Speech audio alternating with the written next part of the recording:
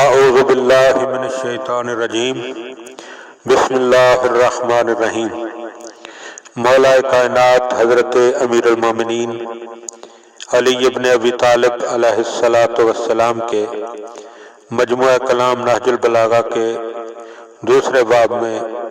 مکتوب نمبر 89 ومن کتاب اللہ علیہ السلام، آپ علیہ السلام کا خط لمستخلف الى امراء الاجناد، یہ خط آپ نے ظاہری خلافت پر متمکن ہونے کے بعد فوجی سپہ سالاروں کو تحریر فرمایا۔ اما بعد از حمد الصلاۃ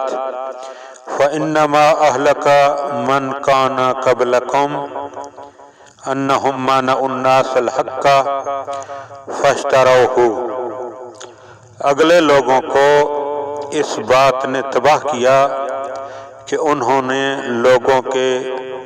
حق روک لیے تو لوگوں نے رشوتیں دے دے کر اپنے حقوق کو خریدا۔ وَأَخَذُوهُمْ بِالْبَاطِلِ فَاقْتَدَوْهُ،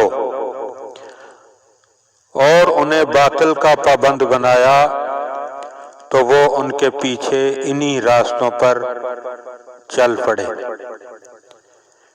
اللہم صلی علی محمد و آل محمد۔ اس ذات کریم کا جتنا بھی شکر ادا کیا جائے وہ کم ہے کہ اس نے مجھے توفیق دی کہ آج